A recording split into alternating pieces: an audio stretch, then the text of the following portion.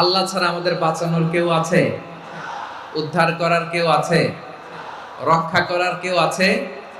এজন্য বিপদে পড়লে আমরা চাইবো কার কাছে? আমাদের যাই দরকার হোক আমরা ফরিয়াদ করব কার কাছে? নাকি মাজারে যেয়ে চাবেন? মাজারে যেয়ে চাবেন? অনেকে তো মাজারে যেয়ে কপাল ঘষে, আছে না নাই? মাজারে যেয়ে সন্তান চায়, আছে? এই এলাকায় না, এই এলাকার লোকদের আকীদা খালেস আমি জানি। মাজারে যেয়ে কপাল ঘষে আর সন্তান চায়। আচ্ছা, মাজারে গেলে সন্তান পাওয়া যায়? আচ্ছা, মাজারে না গেলে যদি বাচ্চা না হতো, গরু ছাগলের যে বাচ্চা হয় ওরা কোন মাজারে মানত করে বলেন? কথা কি বুঝতেছেন? এই যে প্রতি বছর গরু ছাগল ভেড়া এগুলো যে বাচ্চা দেয়, এরা কোন মাজারে যে মানত করে? এজন্য চাইতে হবে একজনের কাছে, তিনি কে? আমার প্রিয় পটুয়াখালীবাসী, মাজার জিয়ারত করা সুন্নাহ। আমরা মাজার জিয়ারত করব, আল্লাহ ওয়ালাদের কবরে যাব।